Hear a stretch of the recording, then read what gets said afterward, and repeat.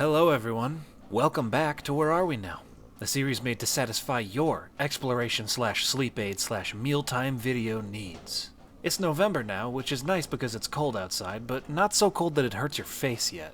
This is definitely going to make some of you feel old, me included. But this month, 13 years ago, The Elder Scrolls V Skyrim released and won over the masses with its casual approach to the RPG formula and charming glitches numbering in the hundreds. I'd call it Bethesda's greatest achievement yet. Now I have, a few hours across a couple versions of Skyrim, so I have something of a special connection to it. And I have huge respect for what it can be thanks to the modding community. It's got one of the most prolific mod scenes in PC gaming ever, with almost 200,000 individual mods available on the Nexus Mods website alone. It's one of the few games where you can spend more time tinkering with your mod list than actually playing it if you're really into it, which I am. Creativity is found in abundance here, and that's one of the main reasons why I feel like it is a very fitting candidate for this series. Skyrim's insanely rich selection of mods gives us generous opportunities for exploration. In today's episode of Where Are We Now, that exploration is going to come in the form of player homes. I think you can observe a lot about a creator by looking at the way they design a home. Your home in Skyrim is where you go to hang up your axe and relax after a long day of adventuring and training with Parthenax. It's where you go to give your adopted children gifts before ignoring them for another 30 hours. You know, the calm between the storms. What that calm looks like varies greatly, so for this episode, we've got an extra layer in our analysis. We are going to be looking at exactly how livable these player homes are. I'm not talking about game mechanics or anything like that.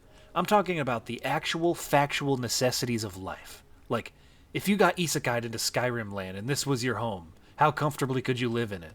Because, let's be honest here, this world is dangerous, man. You can barely travel 50 feet without being accosted by some bandits or a hungry saber cat. And while that may be merely an annoyance for a dragonborn that has the experience of smelting 1,000 iron daggers, to normal people like you and me, it's a war zone. So we stay inside. Alright, I'm excited. Let's get right into it.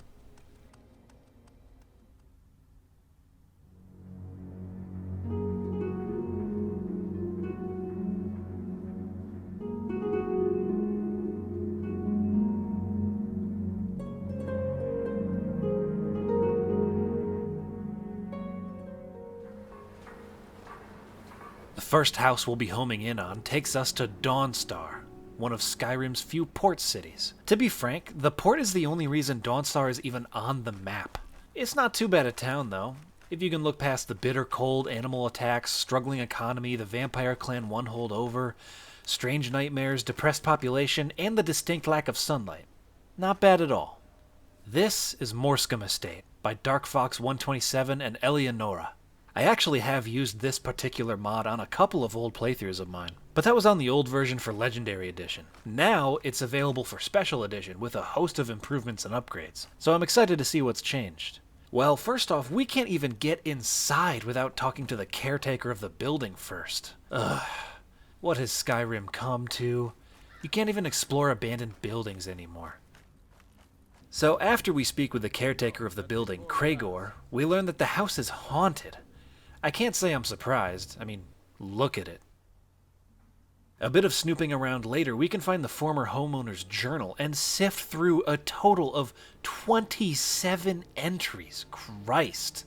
There's lots of lore and story here, but for the sake of the video, we're just going to skip to the good part. Vanquishing that pesky spirit so that we can buy the house. I got your exorcism right here, fella. Kapow! Right hooks are the best kind of exorcism. If you can pony up 7,500 septims after punching that ghost, Morskom Estate is yours. Though if you ask me, that price is a little high, given that there's almost no furniture in here at all, and it's dirty as hell. You can't tell me this place doesn't have vermin problems. It's like Rattopia in here. They probably already have a provisional government set up right here in the walls. Huh. I really like the loft in this back room here. Those windows up there let a lot of light in. I look forward to seeing it not covered in dust and spider houses. Alright, time to get to work. If you want nice things in this world, unless you're old money, you have to make them yourself.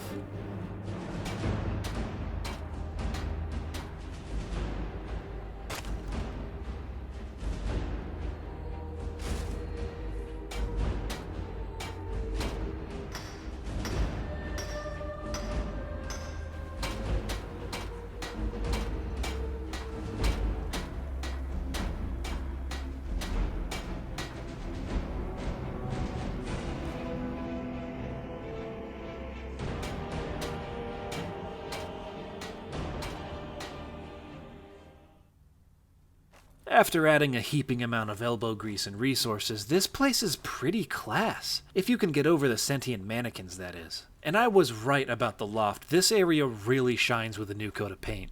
The lighting is wonderfully done. It feels cold in parts and warm in others, which is what I'd expect from a big drafty house like this one. One issue I do see, though, is that you really need to have a doormat at this back door here. It's just too snowy in Dawnstar. You're going to track snow in here, and then what's going to happen to this untreated wood floor? It's going to swell and it's going to rot, that's what. Oh, this hearth room here is perfect. You've got these 2 chairs right here by the warmth of the fire so that you can sit and ponder while you warm your piggies. And right over here you have this really pleasant writing area with lots of space. You could do plenty of research here. It's not just for show either. This desk lets you sign up to receive mail in your little mailbox outside. There's a book club you can sign up for that'll ship you new books regularly. That is such a cool feature. I don't believe I've seen that replicated elsewhere. It's kind of funny if you think about it though. This would be the only house in the whole country with a mailbox. All these mail services exist just for you. I like the mental image of dozens of people working in a network of couriers and book curators just to entertain one person. There's also this huge pipe organ, so if you feel like tickling the ivories, you can. I don't, though. More of a string instrument guy. Wait, aren't pianos technically string instruments? Huh. The crafting room is nice and complete, but lighting this fire pit and smithing stuff indoors is just asking for trouble. I don't care if you have a fancy dwarven contraption for smoke ventilation. Total fire hazard. Check out this kitchen. Oh, this is great. Is that a sink? This place has a sink. How often do you see a kitchen sink in a Skyrim home? And the oven is a great addition. I've always been partial to the cooking pot myself since it lets the smell of whatever you're cooking waft out more freely. But I don't think there's anything a cooking pot can do that this oven can't if you have the right cookware. Plus, this oven has the added benefit of possibly being the warmest spot in the house. You will definitely be bringing some furs down here to the stove and spending some of those infamous Skyrim winter nights huddled up right here on the kitchen floor. And you'd be right to do that. This place is pretty drafty by the looks of things. Now, the lack of a larder in the kitchen bothers me a little bit, but it's so damn cold up here, meat will keep better naturally. It should be fine to store it like this, just be sure not to overstock. I did tell myself I would stop talking about toilets so much when I find them while exploring because there's just so many, but right here, I can't ignore it. This is a fancy looking toilet, but making it out of wood is a terrible idea. I mean, right here beside it, you've got this huge tiled bath area, which is lovely, by the way, so why not use some of that material for the toilet? And you might be thinking, but Logan, aren't outhouses made of wood? People used those for years. Yeah, but outhouses are outside, you know, where smells don't get trapped. Oh, it's not just a visual thing. You can actually receive buffs by using the toilet. Let me guess. Increased carry weight? Yup. Oh, stamina regen too. Nice. Alright, let's check out this tub. Oh, it actually fills up? That's cool.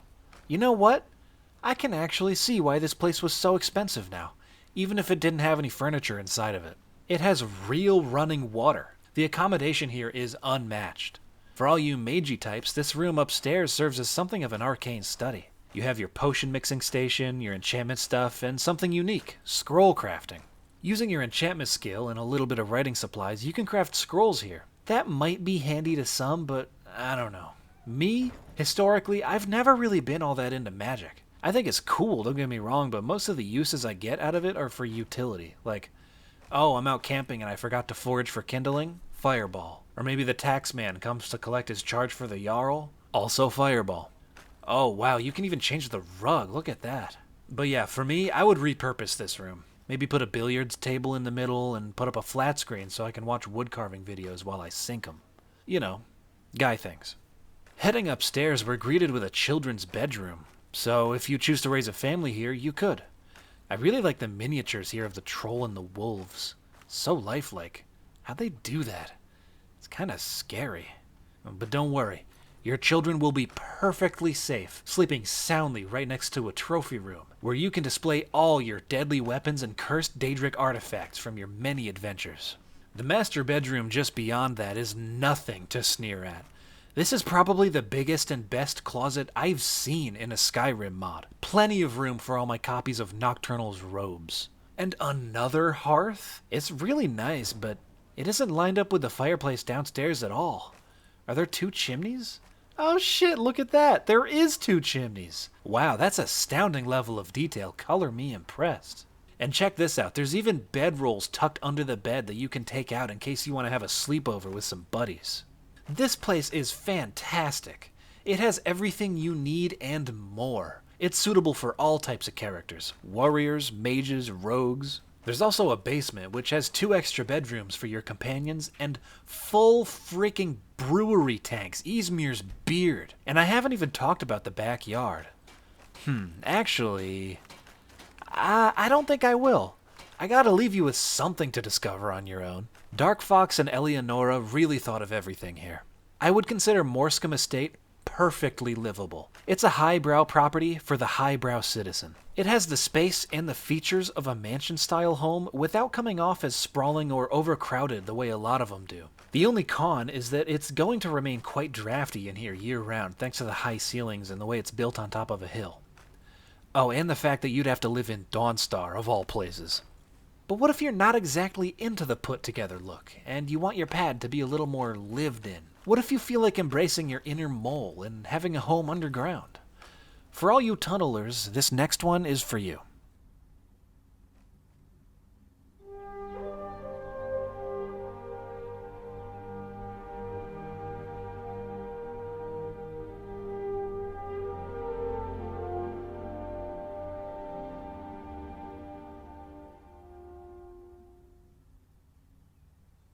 This humble little mound of mossy rocks is called Myrkheimr, created by HarshyMarsh and converted to Special Edition by one from Vault 22. It may look familiar to you if you've done your fair bit of adventuring around Skyrim, because Myrkheimr is actually a renovated Nordic tomb. I use the word renovated very loosely here. I have to say, this comes as a surprise to me. You wouldn't think the local conservative Nord population would be okay with someone turning the resting place of their dead ancestors into low-rent housing. But then again, who's to say they even know about it? And hey, look at this. They had the foresight to keep their forge outside. Nice. You won't die in an easily preventable house fire here. Better be careful coming down these steps while the smelter is running, though. These stone slabs here probably get red hot. Alright, let's head inside. Oh, nice. A big hearth right here at the door so that you can just plop on down after a long day and crack open a cold ale. I'm not really sure where the smoke is getting out, though. The neat part about this place is that the whole thing is a cellar, so the coolness will help keep beverages cold and prevent food from spoiling so easily. I also have to give points to the rugs on the floor, but you could definitely do with a few more if you plan on walking around barefoot in here. If you've ever gone outside in the wintertime barefoot and walked on concrete, you know what I mean. This kind of floor just saps the heat out of you. Man, it's sort of messy in here, but like the good messy. It lends it a lived-in type feel. And if you're okay with living inside a Nordic tomb, then you're probably okay with a bit of mess. I'm a fan of this layout too. The radial shape of the tomb lends itself to a really practical floor plan. Each little alcove on the outside is a separate tiny room. This one here is the pantry. I wouldn't store your raw meat like that on wooden furniture. That's just asking for a bad smell to settle in. And down here underground, you do not want that. You've got these racks up here. You could easily make room for a few shanks of venison and fish. It'll help keep the bugs away too, but if you're tall like me, you may have to duck to get in here. Small price to pay for avoiding parasites, in my opinion. You'd have to take the good with the bad. I have heard people say that they find it immersion breaking when a home has all these unique items around for decoration, like these Dragon Priest masks. If you haven't collected that mask yet, and it's one of a kind, then why is it here? I can see where they come from, but personally, I don't mind. I think there's a lot of decor potential to be had by placing some of the more unique items around for flair. In this case, I guess we can just assume that these were the possessions of the previous homeowner. Looks like they were quite the collector. I wonder what happened to them. Food poisoning, most likely. These windows. They let in a lot of nice natural light, but don't they make this place kind of a flood risk? I think the walls are pretty well insulated against groundwater and stuff, since there are dozens of these tombs dotting Skyrim and almost none of them are flooded. But when you've got numerous openings in the ceiling and the roof is shaped like a dome, you're looking at a lot of runoff here. Oh, look at this. It looks like I'm not the only one that saw the problem. The previous owner must have started covering them up. Yeah, I bet that was annoying. Imagine you're just sitting back in your super duper comfy stone slab chair, slamming back a couple of ales before bedtime, and then suddenly you hear some thunder crack, and the rain picks up outside, water pours in and pools on the floor, and all your books and scrolls on the ground are ruined. That would suck. If you treasure your collection of priceless literature, and you're content with living like a slob like the previous tenant, then I'd recommend you get some good leather workers to make you some rainproof covers for the windows. This is the bed? That's disappointing. There's not even a pillow. Your spine is going to be all sorts of fucked up. I guess it's better than like a stone slab like the chairs. Even so, you could easily fit a bigger, more comfy bed over here in the back if you cleared out some of this dirt and underbrush. As a matter of fact, with such a small interior, you could make better use of a lot of this space. Yeah, back here you could totally fit a nice bedroom. I want to say there's room for a double bed and an armoire. Maybe a couple of chests for storing goodies? I don't know. And then, this whole corner right here with the bed and the tables, you know what I'm thinking? Breakfast nook. And this stuff over here, what is this? You got ores, ingots, some bones. All these smithing materials, take them all up to the forge. You don't have to store those down here. It'd be better to have them near the forge anyway, so you don't have to come in every time you need to reforge your sword or whatever.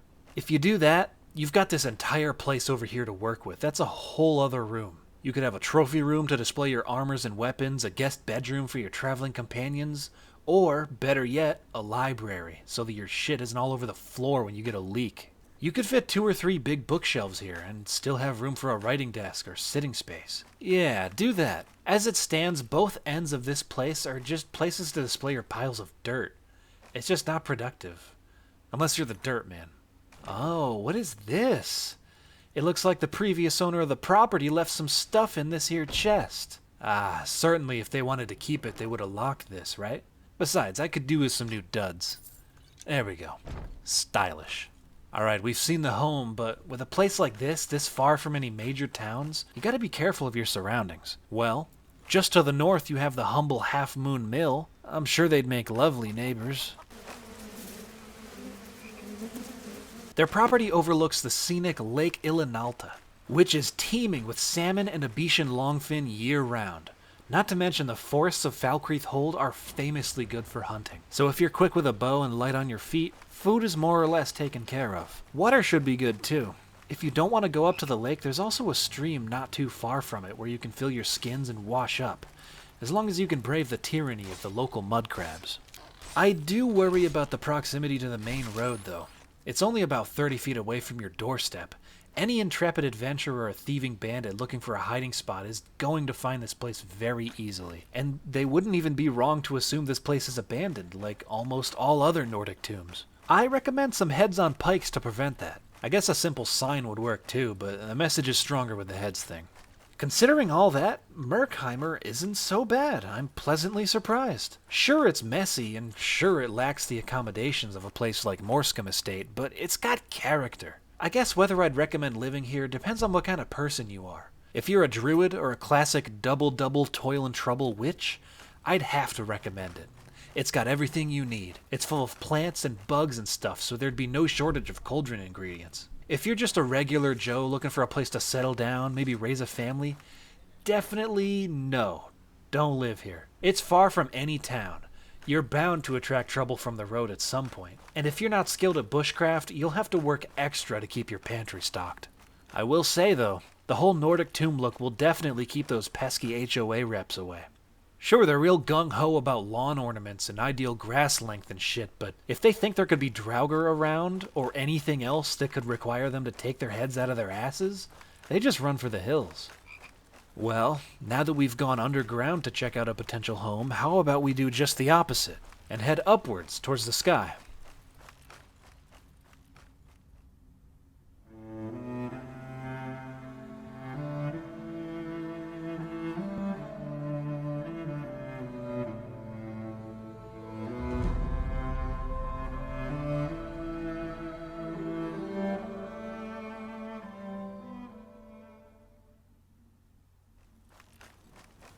This wondrous number here is called Whitepeak Tower, made by Balser 58. It sits stoically on a mountain located west of Whiterun, and it overlooks the plains with threatening authority. It's a bit of a steep climb up to the front door here, so immediately I'm thinking this might be largely inaccessible to those in their twilight years and people who are city guards. I hear that knee injuries in that field are pretty common in Skyrim.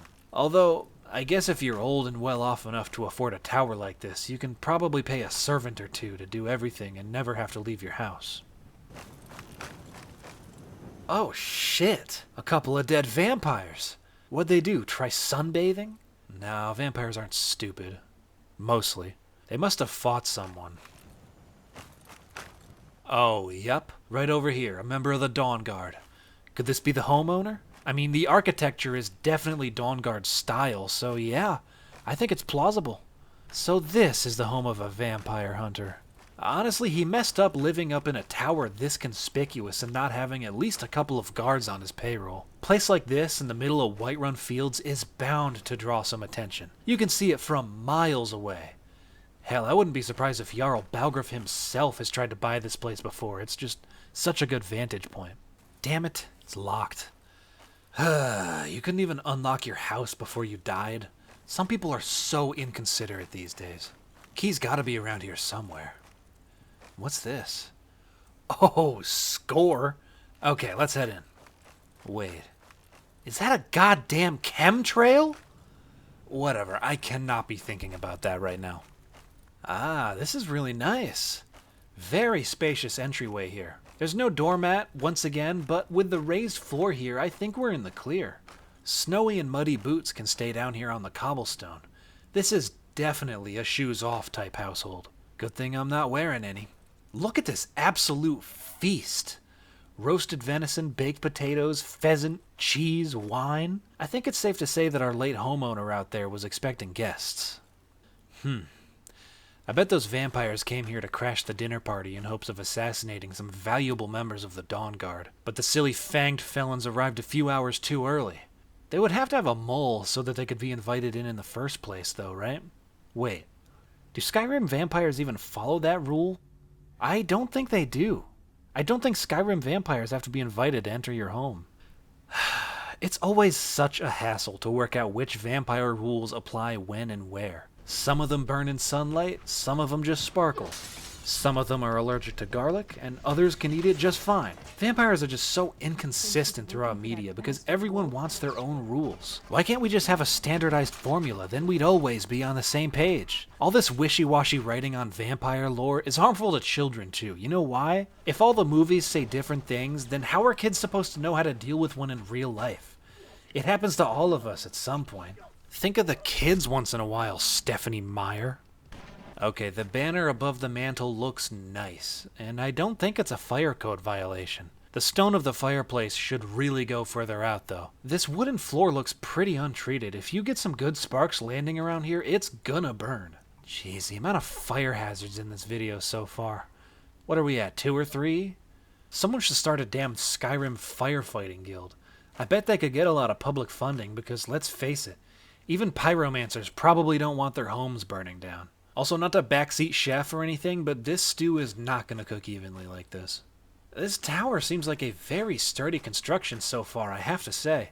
The windows aren't too big at all, and stone is a great thermal insulator, so I think you'll be pretty warm in here year-round, even with the high-altitude winds you might get. Ah, here's a staircase. Let's go up. Wow, this is nice. We've got some bookshelves, some display cases here and there. There's places to display your Dragon Priest mask collection, several unique books, and there's even a spot for Ariel's bow and shield from the Dawnguard DLC. Yeah, nice. I love a good, modest trophy room, with the Museum of the Dragonborn thingy being the most extreme example, of course. This trophy room you can fill out reasonably within a single playthrough. With the museum, I can pretty much guarantee you won't ever fill it all the way out, especially if you're like me and you add a bunch of extra display mods to it like a lunatic. I love having way more content than I'll ever be able to experience in a game. At least, I love the idea of it. Ah, look at this little reading nook back here. Isn't this just so cozy? Oh yeah, I could read for hours back here. Well, maybe not hours, but 10 to 20 minutes easily. This is a nice thing to have if you like collecting books. If we go up a floor, we have the master bedroom. It's very standard. You got your hearth, writing desk, bookshelves, and canopy bed. Not much spice here, but it's got all you need. Wardrobes, too, for storing armor and clothes. You know what, I think I'll take this opportunity to stash this armor. It's chafing in spots. Yeah, so I've seen this raising platform idea for a canopy bed in other places too, and I just don't understand it. I guess it might be good if you have mice or bugs? I don't know. For me, it just looks like a tripping hazard. I would get out of bed early in the morning and eat wholesale shit, forgetting that I have to step down. We've all done it before, where you think you're at the bottom of the staircase, but there's really one more stair. Imagine doing that while you're half asleep. It's 10 times more jarring. You're gonna give yourself a heart attack like that. Up one more floor is what I'd describe as a barracks, or I guess a children's shared bedroom. Damn, that's a lot of beds. I count 6 in all. Maybe the homeowner did have guards and they just got fired for lollygagging. Yeah, that's definitely it. This is not a children's bedroom. There's no way anyone with a sane mind would trust up to 6 children to have access to a working hearth. That is asking for trouble. The next floor up is the last one, and it's a laboratory of sorts. Your standard enchanting table and alchemy station setup. 2 must-haves for any avid vampire hunter. I kinda do like the loft up there, but it feels like a bit of a waste, since the walkable area is so small that it's only really good for storage. If you had a full floor up here, you could have a library, or better yet, an observatory. I guess you'd lose a little bit of visual finesse if you did that, but come on, who doesn't want an observatory upstairs? The night sky is freaking beautiful, man. You could charge 50 septims a body to let people come up here and look at constellations and stuff. That's a solid side hustle, and if the land taxes on this place are anything close to what I think they are, you're gonna need it. Oh hey, the basement, I forgot. What's down here? Some wine, a workbench, and our old friend indoor forge with 0 ventilation. Hope you enjoy suffocating. Hey, that's a big cabinet. Oh, a secret doorway, huh? Interesting. Oh, it's a vault of some kind. Chests, weapon racks, display cases. You got the works down here. There are display spots for the actual Elder Scrolls down here, so that explains the hidden entrance, although really, those things could destroy the world. They can rewrite time itself or whatever, right? You'd really want to lock them up a bit tighter and a bit more discreetly than an unlocked cabinet in the basement of a very conspicuous tower on the top of a mountain. It's a good thing the previous tenant hadn't found them. Then I would have gotten to them, and who knows what I'd be capable of then. That about does it for our tour of Whitepeak Tower. I think from a livability standpoint, it's alright. It's got good insulation, plenty of space, and some nice features, but with how steep the climb is to get up here, and how much of a target you'll be to the local population of ne'er-do-wells, living here wouldn't be without its issues. There's that, and unlike Morskom Estate, which is in a village, and Myrkheimr, with its great hunting area and access to water, Whitepeak Tower lacks access to the same resources. If you want to hunt, you'd probably do fine since the Whiterun Plains have decent game, but for water, you'd have to come all the way down to this river to fill up, and then you'd have to go all the way back up. Stocking up your weekly supply of water could take hours, maybe even a whole day if you've got a family. I guess living in such a fashionable and bold home has its drawbacks. At least you can always appreciate the view. Damn. You can see straight to Whiterun from here. It's beautiful. All the homes we've looked at so far have been nice, but they're all so findable, you know? The estate is in a town, the tomb is right next to the main road, and this tower here is very head-turning. What if you just want to disappear? What if you want to have your home in a place where you could never see another person again?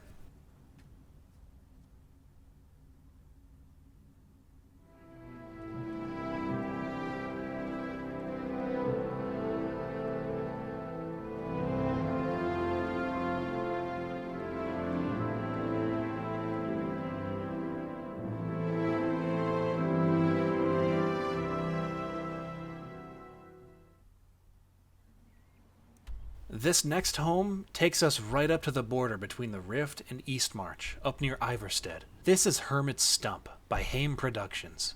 It's built into the side of a mountain. It's far away from any main roads.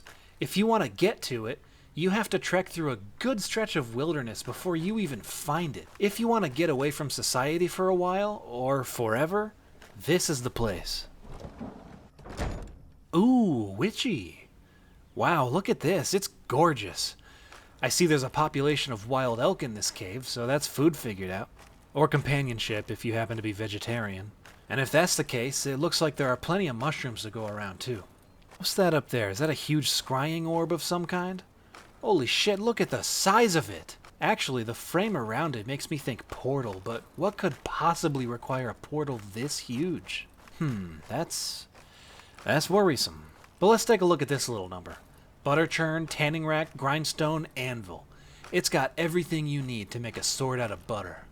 There's all manner of planters over here too, so you could do a bit of gardening if you don't feel like living off mushrooms and elk meat your entire life. But this water, it looks pretty stagnant. I wouldn't drink this. Still water is already a no-no under most conditions, but still water that's underground? That's how you get diseases that no one's had for like centuries.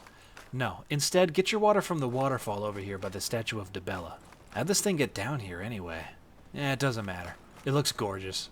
Jeez, you might even be able to fish here too, who knows? Okay, enough foreplay. Let's check out the main house. I love how old and hermity it looks. The name Hermit Stump certainly fits. The crooked tower on top really pulls the disjointed aesthetic together, along with the Shire-ass door. Oh, it's a lot more clean in here than I expected. I was thinking it would be something closer to that tomb from earlier, but this is very well maintained. There's plenty of knickknacks on the shelves over here. Is that... a new hand? No! Yeah, it's suitably small in here for a recluse. Not much in the way of accommodation, but I guess if you need to live in seclusion like this, that might be the least of your worries. Lots of these Skyrim buildings suffer from what I call TARDIS syndrome, where the space is a lot bigger on the inside than it looks outside. Well, not here. It looks cramped from the outside, and it is cramped. If you've been adventuring for a while and you've amassed a lot of stuff, I would avoid taking it all with you if you come down here. Leave the gems, leave the sets of armor, leave the money. Just throw all your personal possessions into a lake or something and come here to live humbly amongst the elk. If we head up the ladder, we've got the second of 2 rooms, the bedroom. 1 bed, 1 chest, and an alchemy table. Very humble. Honestly, that's really all you need. I bet it smells nice and mossy in here with all the greenery creeping between the spaces and the planks. Man, all this furniture is actually really high quality. Someone must have had a field day looting some Solitude Noble's home or something. I really like things in jars from an interior design perspective. Mushroom, barnacle, lichen, poisonous flower. Everything just looks much more interesting when you shove it in a jar. As long as you don't set it on top of a radiator, that is. It's good that we don't have those in Skyrim. Not sure what this cooking pot is doing here. It's functional, but it really shouldn't be. There's no heat, unless the pot is enchanted or something. It looks more like a wash basin that hasn't been cleaned in, ever. Man, it's tranquil in here. If it weren't for the elk outside, sleeping up here in this bed, miles away from any other soul, would be the best sleep you're ever gonna get. You're surrounded by rustic charm, and also you have like the perfect sleeping sound outside with the waterfall. It's going to get muffled by the walls, and it's not going to be too loud. It's going to be perfect. I guess it would be pretty cold in here, given that we're in a watery cave up in the mountains, but that's nothing some thick blankets and clothes can't fix. Personally, I've always slept better in cold weather anyway. This would be heaven for me. This place totally gets a passing grade from me. Even if there's no fish in the pond, and even though you wouldn't realistically be able to grow much in this cave, the woods are right outside and they are full of potential meals. You could eat the elk, but I don't know, I kind of like them. They're growing on me. They would provide some much needed companionship down here. Even the most reclusive of hermits have their animal companions. Naming them will be a lot of fun too. The color and lighting direction in Hermit Stump is so enchanting. It's like Blackreach, but with more color and less Crimson Nirnroot noise pollution. Whether you're a reclusive witch, a wanted criminal, or just an aged adventurer who just lost their partner in a tragic accident, this place has got your back. I can't say with certainty that you will not be getting your mail here, though. If the courier doesn't trip and fall into the ravine on your doorstep or get mauled by a bear, they're just gonna get lost. So you can say goodbye to book club.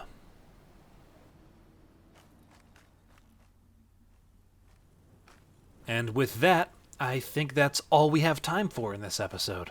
Overall, I'm surprised at how well these player-created homes lend themselves to real-life living. Besides the numerous fire hazards, of course. All of the homes we looked at today are livable to some degree, but if I had to pick one that I would prefer to actually live in for real, it would have to be Hermit's Stump. Morskom Estate is a close second, but I don't know, it's just a bit too big for me. And I would definitely get more attention than I'd like from the locals owning the biggest home in the village by far. Hermit's Stump is just cold, which I'm okay with. All of these wonderful homes we explored only exist thanks to the throngs of people still committed to making stuff for Skyrim this many years later. Skyrim's modding community is an utter powerhouse of creativity. Dozens of good mods get released every single day, and it shows no signs of stopping anytime soon. I think the community alone has shot Skyrim into the stratosphere of gaming history. Completely unmodded, Skyrim is good. It's a fun RPG that's accessible to beginners and has some slightly bad but charming writing. But when you give the player the keys to sculpt the world, and rend the very stars from the sky to tailor their own experiences to themselves, it becomes something of a gaming odyssey. I think we can safely say that there won't ever be another game like Skyrim anytime soon. It really is one of those rare, once-in-a-lifetime gems, all thanks to the community's contributions. It's magical. That is all I have to say for this episode. If you're curious as to which mods I used throughout the video, I will be linking my full mod list in the description below. Thanks for tuning in to this special episode of Where Are We Now? And if you celebrate Christmas, don't forget to do your gift shopping nice and early. Alright. See ya.